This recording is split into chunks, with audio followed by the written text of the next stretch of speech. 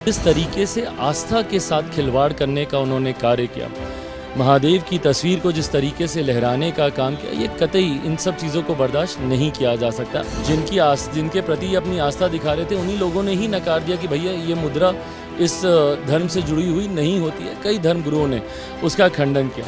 मैं भी हिंदू धर्म में आस्था रखता हूँ, महादेव का मैं भक्त हूँ। ऐसे में जिस तरीके से कल उनका आचरण था, तस्वीर को लहराना, टेबल के ऊपर रख देना, उसके ऊपर कागज़ पत्री रख देना, कतई इस बात को कोई बर्दाश्त नहीं कर सकता। जिस तरीके से हिंदू भावनाओं को ठेस पहुंचाने का काम किया गया, जिस तरीके से ब्लैक एंड वाइट शब्दों में कहा कि हिंदू हिंसा को फैलाते हैं, जो लोग सनातन को एक बीमारी बताने का काम करते हैं, तो ये लोग उसी सोच से प्रभावित हैं और उन्हीं शब्दों को सदन के पटल में रखते हैं, जिसको देश की एक बड़ी आबादी अस्वीकार करती है। आज एनडीए की मीटिंग को क्या स्पेशली पीएम ने किस तरह का निर्देश दिया?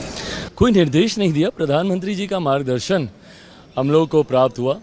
संसदीय परंपराओं को जिस तरीके से बीते दिनों हम लोगों ने तार तार होते हुए देखा, भले वो स्पीकर के चुनाव को लेकर हो या एलओपी के पद की गरिमा को जिस तरीके से कल सदन में कमतर करने का कार्य किया गया, इन तमाम विषयों पर जहां हमारी सरकार की, प्रधानमंत्री जी की चिंताएं हैं, वहीं कम से कम एनडीए का हर एक घटक दल और एनडीए का हर एक सांसद अपने उच्चारण से, अपने आचरण से एक नई मिसाल रखने का कार्य करे।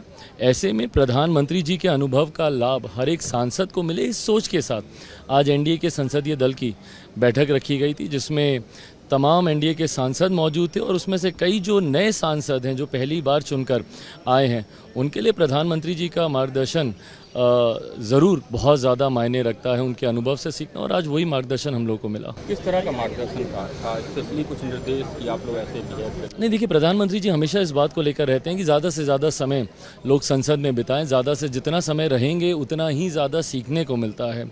मैंने भी जब मैं फर्स्ट टाइम, सेकेंड टाइम सांसद था, सबसे ज़्यादा मैंने प्रयास यही किया कि ज़्यादा से ज़्यादा समय आप हाउस में रहते हैं, डिबेट को सुनते हैं, बहुत सारी बातों को सीखने का आपको मौका मिलता है। ये तमाम बातें प्रधानमंत्री जी के भी द्वारा कही गई। जिस तरह से कम्युनल वायलेंस के ऊपर कल उन्होंने कटाक्ष किया बीजेपी के ऊपर, बीजेपी डिवाइड करी लोगों को कम्युनल वायलेंस की लाइन पे, और उसको एक्सपेंज कर दिया गया बाद में।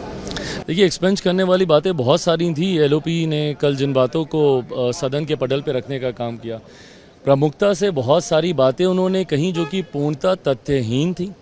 कई उन्होंने व्यक्तिगत टिप्पणी की, प्रधानमंत्री जी को लेकर हो या चेयर को लेकर हो, और जिस तरीके से आस्था के साथ खिलवाड़ करने का उन्होंने कार्य किया, महादेव की तस्वीर को जिस तरीके से लहराने का काम किया, ये कतई इन सब चीज़ों को बर्दाश्त नहीं किया जा सकता। अलग अलग धर्म की आस्था का आपने तमाम धर्म गुरुओं का कल से लेकर आज तक बयान भी सुना, जिनके प्रति अपनी आस्था दिखा रहे थे, उन्हीं लोगों ने ही नकार दिया कि भैया ये मुद्रा इस धर्म से जुड़ी हुई नहीं होती है। कई धर्म गुरुओं ने उसका खंडन किया।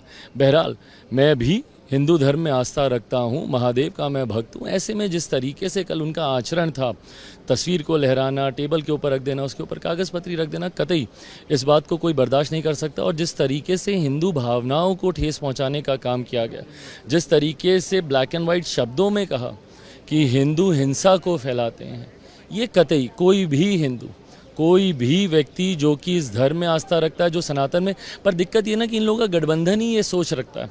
जिस गठबंधन का ये लोग हिस्सा हैं या जिस गठबंधन को ये लोग लीड कर रहे हैं, बगल में जब डीएमके के लोग बैठे हुए हैं, तो आप और क्या बात बोलेंगे।